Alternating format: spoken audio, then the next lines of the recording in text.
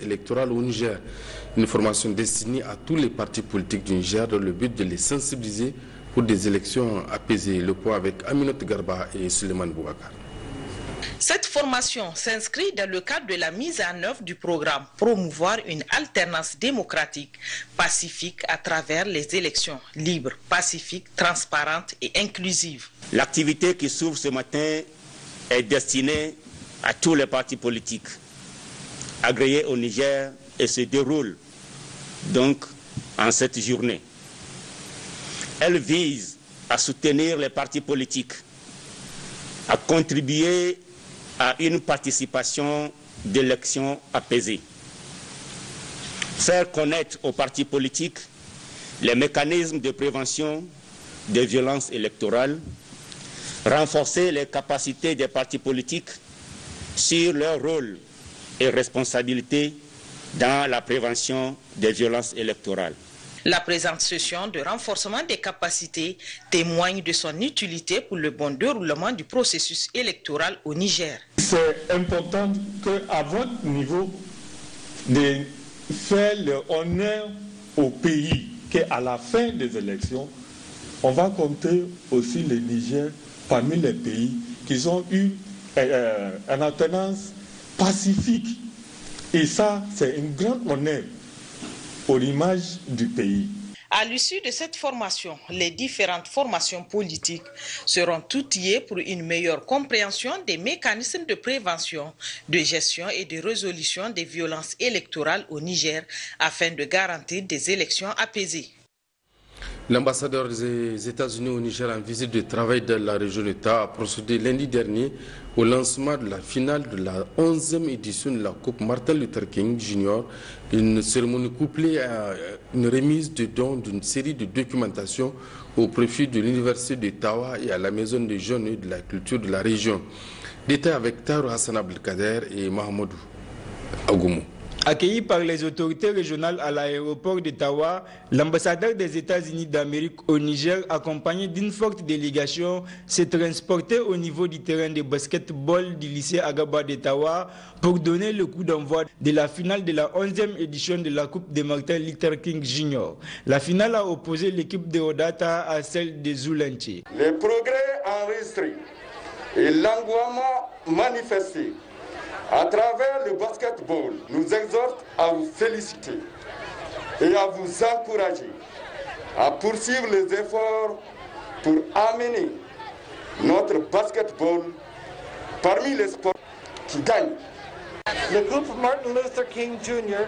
porte le nom de l'un des grands militants des droits civiques de l'histoire. Sa force et son leadership dans la promotion des droits civiques aux États-Unis lui ont valu un prix Nobel et ont montré au monde qu'une seule personne peut faire une très grande différence. La finale a pris fin sur le score de 25 points à 13 en faveur de l'équipe de Wadata. À l'issue de la finale, des ballons et des jets de maillots ont été offerts par l'ambassadeur des États-Unis d'Amérique au Niger aux différents centres de formation de basketball afin d'encourager la pratique du sport de basket à Ottawa. Eric Whitaker et sa délégation ont par la suite effectué le déplacement de l'Université d'Ottawa pour la remise d'un important lot de livres. Se présente donc d'une documentation servant de guide pour l'utilisation d'ordinateurs fait suite aux dons d'ordinateurs et d'ondulaires offerts à l'Université d'Ottawa par l'ambassade des États-Unis le 6 février 2020. Votre prompte réaction en nous offrant ces livres vient ainsi combler un vide et renforcer notre dispositif informatique. Vous nous constituez alors un kit d'apprentissage opérationnel car elle rendra l'apprenant autonome devant son poste d'ordinateur, ce qui n'est pas un rien en termes d'amélioration de l'encadrement pédagogique dans ce domaine. Par votre geste, vous êtes en train de montrer la vitalité et le dynamisme de nos relations et au-delà de la coopération entre le Niger et les États-Unis. Par la même occasion, un lot important composé de livres, d'ordinateurs et d'ondulaires a été offert à la bibliothèque de la Maison des Jeunes et de la Culture d'Ottawa par l'ambassadeur des États-Unis d'Amérique au Niger, Eric Whitker. Le représentant du gouverneur de la région d'Ottawa a saisi l'occasion pour adresser leurs remerciements au nom de la population d'Ottawa à l'ambassade des États-Unis pour les efforts accomplis dans le cadre de la coopération nigéro-américaine. Coopération suite, le Royaume d'Arabie Saoudite a offert un don au gouvernement nigérien hier après-midi.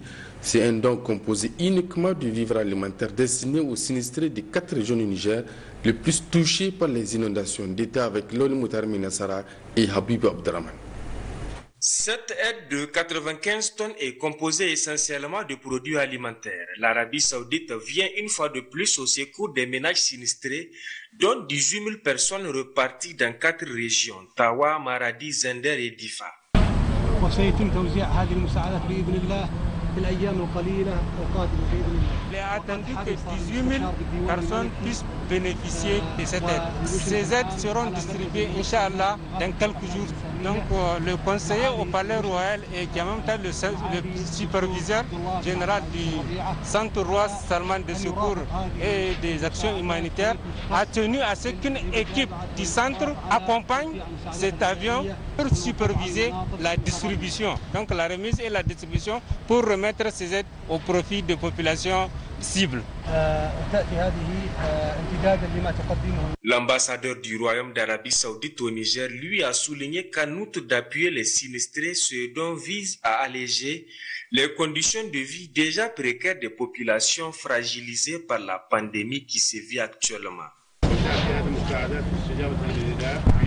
Je voudrais saisir l'occasion pour louer la solidité des relations fraternelles, la solidarité entre nos deux pays et le dynamisme de la coopération qui les lie dans tous les domaines, particulièrement dans les domaines politiques, éducatifs, sanitaires, sécuritaires et de secours, à travers le financement par le Royaume des projets de développement qui touchent aux besoins des populations du Niger.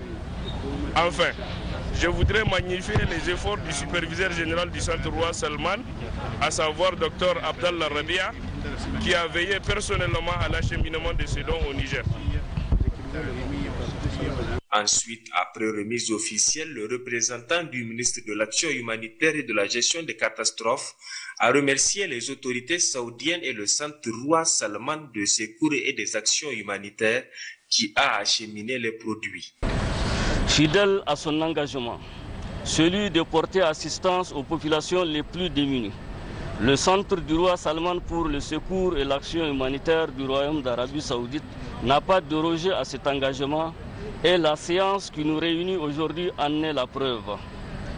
Excellence, Monsieur l'ambassadeur, Monsieur le représentant du Centre du Roi Salman pour le secours et l'action humanitaire du Royaume d'Arabie Saoudite. C'est donc pour accompagner le gouvernement dans ses efforts de soutien aux sinistrés des inondations 2020 que votre centre apporte ainsi sa contribution. Enfin, après signature des documents, les deux parties se sont engagées à distribuer ensemble ces vivres et le plus rapidement possible.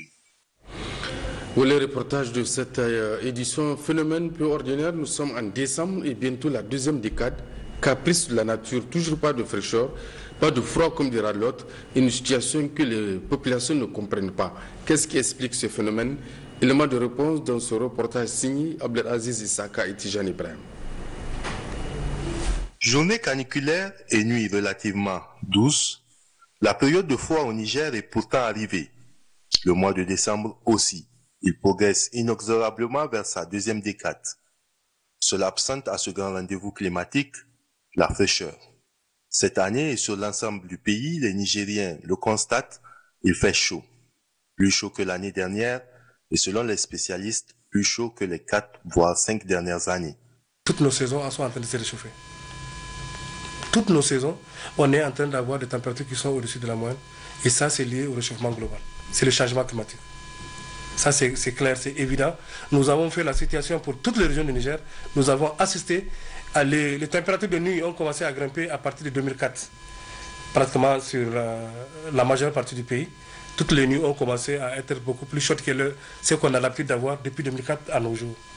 Et pour les températures des jours, c'est depuis 96-97 que les jours sont devenus beaucoup plus chauds que ce qu'ils étaient, ou ce qu'ils ont l'habitude d'être.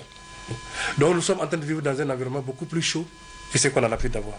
Coupable donc, la grande star de la météo, le changement climatique.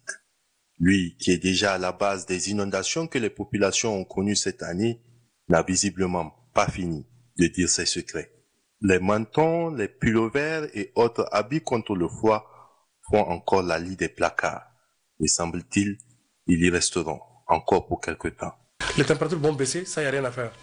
Et on va avoir notre saison de froid, mais cette saison de froid ne sera pas aussi froide que ce qu'on a l'habitude de connaître peut-être des dizaines d'années en arrière, où nous avons vraiment des véritables froids et tout ça. Donc, de façon générale, les températures de cette saison-là vont tourner autour de la moyenne, mais surtout au-dessus de la moyenne également. Mais cela n'exclut pas qu'il y ait des incursions, parce qu'il peut y avoir des couloirs, des vagues de froid peuvent pénétrer dans les localités sans pour autant que ça soit l'ensemble du pays. Donc cela peut arriver justement dans ce genre de situation, même si on sait que de façon générale, les températures vont être au-dessus de la moyenne. Il est donc prévu cette année moins de fraîcheur que l'année dernière, même si il est attendu quelques pics. Alors, les bavettes déjà à la mode serviront à plus d'un titre. Autre aspect de cette édition, l'audit des marchés publics et des délégations de services au titre de l'exercice budgétaire 2019 au sein d'un atelier ce matin à Niamey. La réunion va permettre la validation du rapport provisoire des missions d'audit des marchés octroyés. Dites avec Jamila Modenchourou et Tijani Ibrahim. L'audit des marchés publics qui fait l'objet du présent atelier de restitution porte sur un échantillon aléatoire des marchés passés par les autorités contractantes au cours de l'exercice budgétaire 2019. L'atelier permettra de présenter la synthèse de la mission d'audit, de recueillir les observations et amendements des représentants des structures auditées, d'intégrer les propositions d'amélioration et de finaliser le rapport. Il convient aussi de rappeler qu'au terme de chaque mission d'audit, des recommandations sont formulées à l'endroit des autorités contractantes, de l'ARMP et de la Direction générale du contrôle des marchés publics et des engagements financiers. La prise en compte des recommandations permet d'améliorer chaque jour nos pratiques en matière de passation des marchés publics.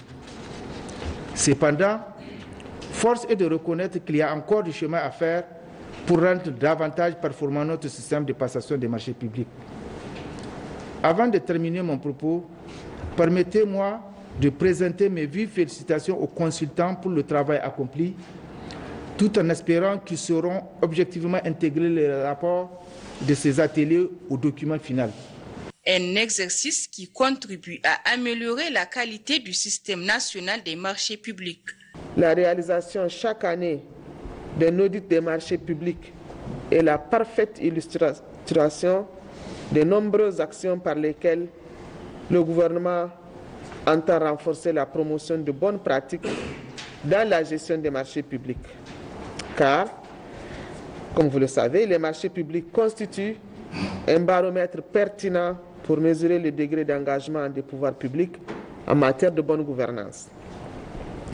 L'audit donc est un mécanisme d'amélioration bien plus qu'un outil de sanction. En effet, il permet de détecter les points forts et les points faibles, de mesurer les efforts à réaliser pour parvenir à des résultats meilleurs. Ainsi, afin d'optimiser l'efficacité des financements publics engagés par l'État pour la réalisation des projets de développement en faveur des populations, le législateur a mis en place des mécanismes de contrôle périodique de l'action des acteurs de la commande publique. La séance d'aujourd'hui porte sur la restitution du rapport d'audit des marchés publics octroyé en 2019 par l'administration centrale, ainsi que les régions de Niamey et de Tillabéri. Un deuxième atelier interviendra le jeudi 10 décembre 2020. Il concernera les marchés publics passés par les sociétés d'État, projets et programmes. Rendons-nous à Dosso pour signaler la cérémonie de lancement officiel ce matin la campagne de sensibilisation de la télévision numérique terrestre TNT. La communication, le point avec Issa Saleh et Nassur Maman. Au secrétaire général de la région de Dosso de prendre la parole pour, dans un premier temps, souhaiter la chaleureuse bienvenue à tous les participants et dire que les enjeux liés à la TNT sont importants. Au regard des enjeux liés à l'avènement de cette technologie de pointe en matière de radio-télévision que constitue la TNT, et vu la nécessité pour nos populations de s'approprier les avantages de cette technologie, la région de Dosso, par ma voix, est honorée du choix porté en elle pour le lancement de cette campagne nationale.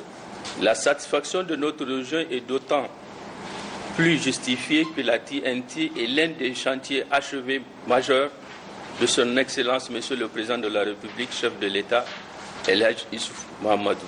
Quant au secrétaire général adjoint du ministère en charge de la communication, a dans son mot de lancement officiel de cette importante campagne de sensibilisation ressorti les objectifs visés à travers la TNT. Au Niger, le projet a démarré en 2015 et nous sommes relativement satisfaits de son évolution. Présentement, nous avons doté l'ensemble des centres existants, 32, les 8 centres principaux et les 32 centres secondaires, des équipements liés à cette technologie. Le gouvernement nigérien a investi environ 30 milliards de francs CFA pour la réalisation de ce projet. Ce projet vise, comme vous devez le connaître, à l'amélioration de la prestation des médias. On doit avoir en principe des images plus nettes et le son beaucoup plus amélioré. Un exposé très riche en contenu par le directeur technique de l'ORTN sur les tenants et les aboutissants de l'utilisation de la TNT a constitué le point essentiel de cette rencontre qui a regroupé le personnel des médias publics privés de Dosso et les étudiants de l'Université de la Place venus nombreux à la réunion. Sous le haut patronage du ministre des Mines par intérim a eu lieu ce matin l'ouverture de l'atelier de validation du projet de code minier au Niger, organisé grâce au soutien de la Banque mondiale à travers le projet d'appui à la compétitivité et à la croissance PRAC. Cet atelier verra l'enrichissement et la validation de ce projet. L'État avec Isaac Issa et Maria Madako. De manière plus spécifique, il s'agira pour les organisateurs de cet atelier d'édifier les participants sur les fondements et orientations ayant guidé la révision du code actuel et les principales modifications et innovations apportées dans le projet de loi minière, de recueillir les observations et recommandations aux fins d'enrichir le document et enfin de procéder à sa validation. Je pense que l'attention doit être portée quand même aujourd'hui, pendant la lecture de ce code, sur quelques aspects, notamment la gestion du cadastre. On va profiter de la révision de la loi pour définir les dispositions qui permettraient d'avoir un cadastre minier moderne. Il y a la place de la petite mine qui prend de plus en plus d'ampleur avec l'introduction de la semi-mécanisée notamment. Donc il faut aussi veiller à ce que cela soit suffisamment pris en compte. Le secrétaire général du ministère des Mines, par ailleurs président du comité de suivi de cette révision, après notification des différentes modifications apportées entre 1993 et 2017, revient sur les raisons profondes ayant guidé cette énième révision de ce texte régissant le secteur minier au Niger.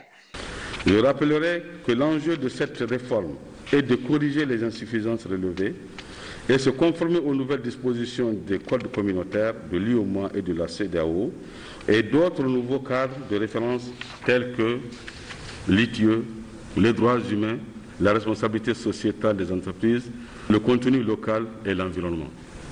Cette révision procède aussi de la volonté des autorités d'améliorer l'attractivité du secteur minier nigérien afin de faire du Niger une destination pour les investisseurs miniers. Le ministre des Mines par intérim, lui, a d'abord rappelé la place combien importante qu'occupe le secteur minier dans le plan de développement économique et social PDS 2017-2021 avant de s'appesantir sur les innovations apportées au projet de loi au centre de ces échanges. J'ai tenu à m'attarder quelque peu sur les modifications et les innovations majeures qu'apporte ce projet de loi minière pour noter avec intérêt que plusieurs sujets abordés permettront sans nul doute de promouvoir la visibilité et l'attractivité du secteur minier. La gestion de l'environnement avec l'institution d'un fonds pour la fermeture et la restauration des sites miniers, le contenu local qui favorisera la participation des entreprises locales au marché de biens et services du secteur minier, le programme social minier visant à contribuer au développement socio-économique des communautés minières, les modifications dans la gestion des titres miniers pour rendre plus attractif et compétitif le code minier, les réformes dans le régime fiscal afin de préserver les intérêts de l'État, la création d'un fonds de développement minier qui contribuera au financement de la recherche géologique et minière, du suivi et contrôle des activités minières et des actions de promotion du potentiel minier, la création d'une police des mines pour lutter contre la fraude dans le domaine, la transparence et la bonne gouvernance du secteur minier. Aussi, ce sont des propositions et amendements constructifs allant dans le sens de parvenir à un code minier qui jettera les bases de l'émergence du secteur minier au Niger qui sont attendus de cet atelier de 2 jours. Le projet d'aménagement de bitumage de réhabilitation de 23 km de voies urbaines dans la commune de Difa était lundi dernier au centre des travaux d'un atelier d'évaluation des rapports provisoires de l'étude d'impact environnemental et social et du plan d'action de réinstallation du projet. J'étais avec Abdraman Boukari et Harouna Sanda. Le projet d'aménagement de bitumage et de réhabilitation de 23 km des voiries dans la ville de Difa s'inscrit dans le cadre du programme de la fête tournante du 18 décembre dénommé Difangla. Il vise le renforcement et l'amélioration du cadre de vie des populations, le développement socio-économique de la ville ainsi que le renforcement du réseau de voiries urbaines de la ville de Difa. L'atelier d'évaluation des rapports provisoires de l'étude d'impact environnemental et social et du plan d'action de réinstallation de cet important projet au bénéfice de la commune urbaine de Difa, qui est intervenu ce lundi, s'est déroulé sous la présidence du préfet du département de Difa, M. Adamou Aboubé Warzagal, qui s'est réjoui de la tenue de cette rencontre d'une importance capitale. Quant au conseiller technique du ministre de l'Environnement, de la Salubrité urbaine et du Développement durable, il a de prime abord rappelé à l'assistance à la quintessence de cet exercice. L'exercice pour lequel vous avez été sollicité procède du besoin d'un examen indépendant et impartial des documents soumis à votre appréciation. L'objectif de cet exercice est de satisfaire à une obligation légale, celle de permettre au Bureau national d'évaluation environnementale de donner un avis motivé au ministre chargé de l'Environnement, autorité nationale compétente en matière d'évaluation environnementale pour la délivrance ou non du certificat de conformité environnementale pour la mise en œuvre du projet. Et ce, conformément aux dispositions de l'article 3 de la loi susvisée. Malgré les nombreux avantages et opportunités attendues de la mise en œuvre du programme, nous ne devons pas perdre de vue les impacts négatifs potentiels sur le milieu biophysique et humain. Nous devons ainsi évaluer l'efficacité et l'efficience des mesures proposées pour y faire face. Au regard donc de l'importance de cet exercice, le colonel Idi Yakuba a invité les participants à une analyse approfondie du document qui sera soumis à leur appréciation. Le réseau pour l'environnement et le développement durable au Niger a procédé ce matin au lancement officiel de son projet d'appui au développement organisationnel et institutionnel. L'objectif de présenter l'organisation aux acteurs clés en vue d'une synergie d'action. Le point avec Aminata Garba et Habib Abdraman. Ce projet qui vient d'être officiellement lancé couvre l'ensemble des 8 régions du Niger pour un montant de plus de 200 millions de francs CFA. En effet, le projet d'appui au développement organisationnel et institutionnel contribue à la gestion durable de l'environnement à travers le programme de gestion durable des terres, des eaux et de la diversité biologique et des sous-programmes. Le RED a pour vision les ressources naturelles du Niger sont défendues et mieux gérées grâce à l'engagement du réseau.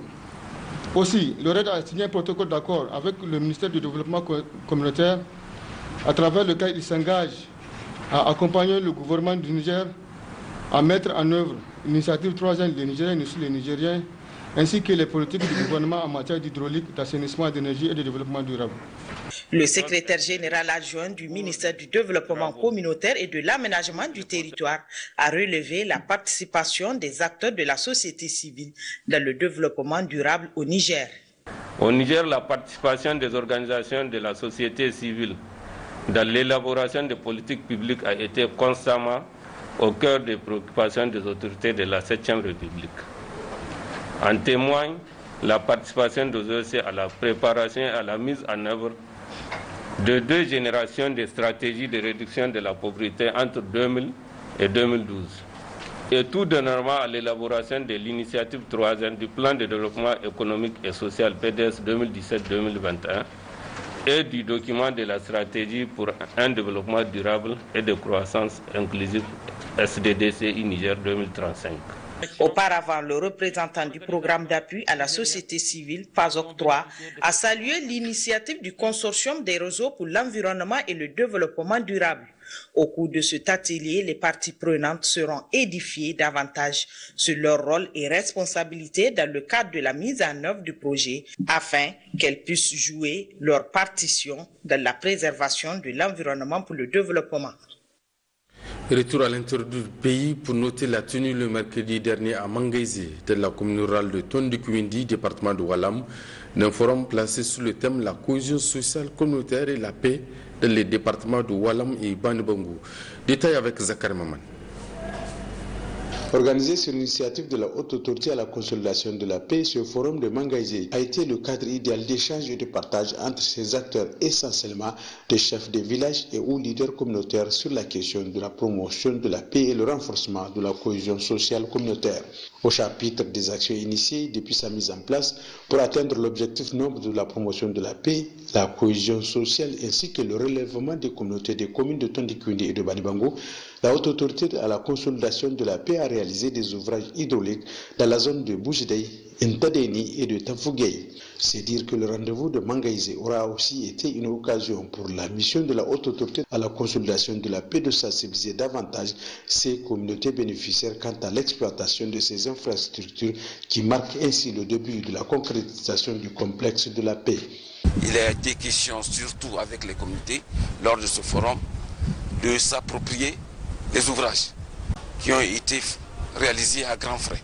Des pistes de solutions ont été ébauchées. Les populations ont beaucoup parlé de la question sécuritaire au niveau de la zone, discuté aussi par les communautés et les représentants des structures étatiques, les FDS et autres. Les participants ont beaucoup remercié, c'est-à-dire l'État et la Haute Autorité à la consolidation de la paix en particulier, pour les actions réalisées. Cette question est celle sécuritaire dans ces 2 communes, au centre de l'échange entre le préfet de Walam, Soumela Marsadou, et celui de Banibangu, le capitaine Bourema Saini, les membres de la mission de la Haute Autorité à la consolidation de la paix, en présence de l'honorable chef de canton de Tondikwindi d'un côté, et les différents acteurs, a été longuement débattu. Ils ont planché sur tous les aspects et non des moindres pour la recherche et la consolidation de la paix dans cette zone. On a échangé sur l'insécurité dans la zone. Les chefs des villages se sont exprimés. Il y a eu des propositions, notamment la mise en place des comités de paix. Il y a eu également des recommandations. Au niveau des infrastructures de base, la Haute Autorité à la consolidation de la paix s'est beaucoup investie. C'est rare des rencontres de ce genre où on a presque tous les chefs des villages de Tondikwindi et de Banibangu en un seul lieu pour échanger sur leurs conditions de vie et une satisfaction totale. Notez aussi que dans une note introductive, le chef de la mission de la Haute Autorité à la consolidation de la paix n'a pas manqué de transmettre à l'ensemble des participants les encouragements et les salutations du président de cette institution, le général Mahamadou Aboutarka, et de rassurer que ce dernier mettra un point d'honneur à suivre la bonne exécution des recommandations issues du forum. L'Agence nationale de financement de collectivités territoriales a organisé un atelier régional sur la vulgarisation des manuels de procédures administratives, financières et comptables. Cet atelier qui regroupe les acteurs intervenant dans ce secteur a pour principal objectif d'édifier les participants sur les procédures administratives, financières et comptables. Détail avec Pascal Sissougoutier et Bachirou.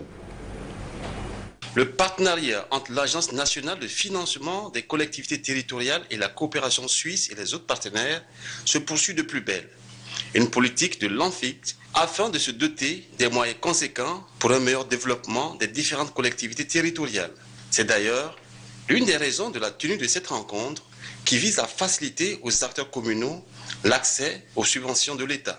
Dans le cadre d'un développement harmonieux de nos collectivités territoriales, l'État a donc décidé de la mise en œuvre d'une politique de décentralisation.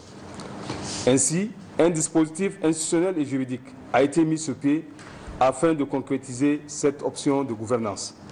Elle a pour mission principale de gérer et répartir entre les collectivités les subventions destinées à renforcer leur capacité financière, institutionnelle et technique, à assurer efficacement leur mission de service public et à réaliser des investissements locaux sous leur maîtrise d'ouvrage.